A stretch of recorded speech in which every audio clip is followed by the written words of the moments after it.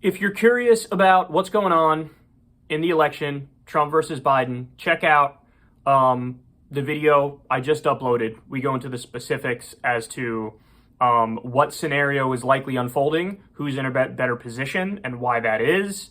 The votes that are being counted now, what kind of votes are they?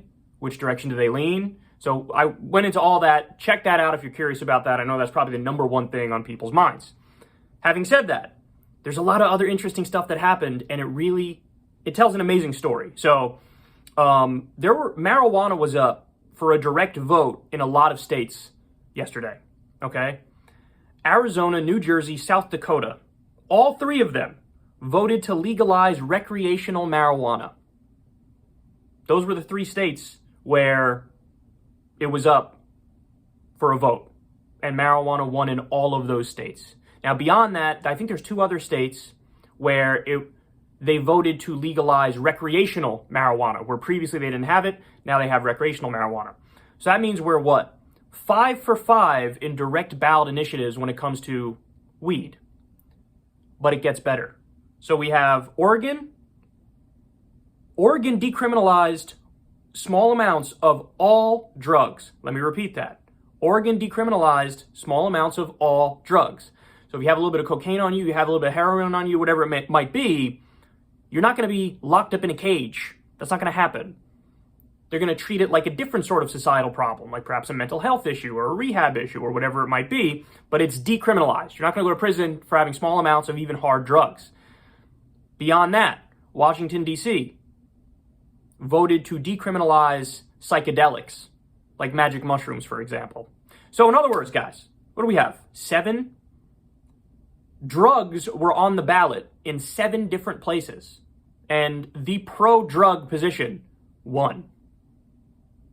Now, I'm going to go a step further, too.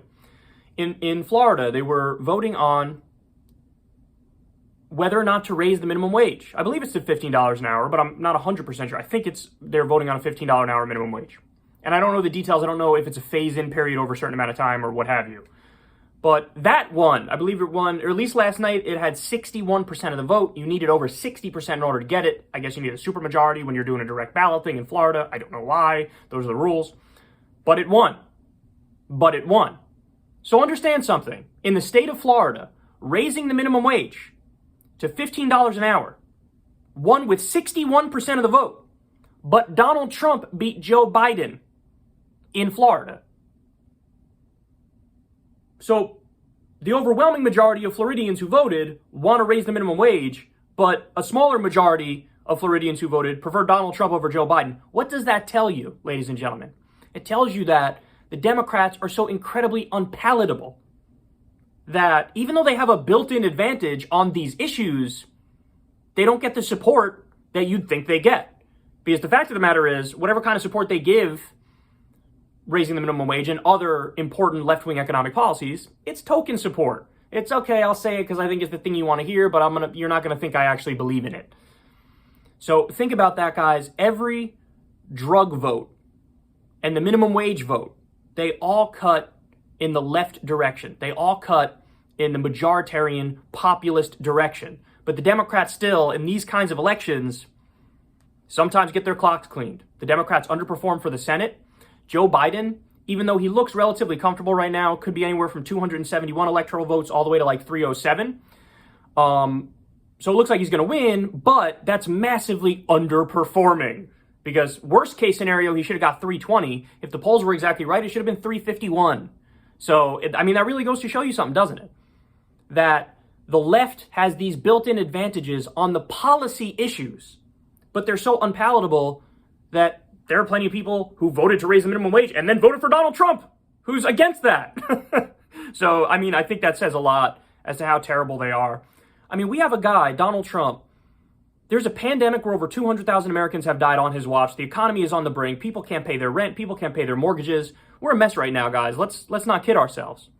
And you're looking at what may be a squeaker election against him. If there wasn't a pandemic, Trump would have won re-election in a landslide. That's the truth. But anyway, the best news of the night is what happened with the drug votes and what happened with the minimum wage votes. And the more information we get on this election, the more I'll give you. Unfortunately, I have to be traveling the rest of the day, so I might not be able to give you the breaking news, but here you are. Here's some good stuff to, let marinate in your brain.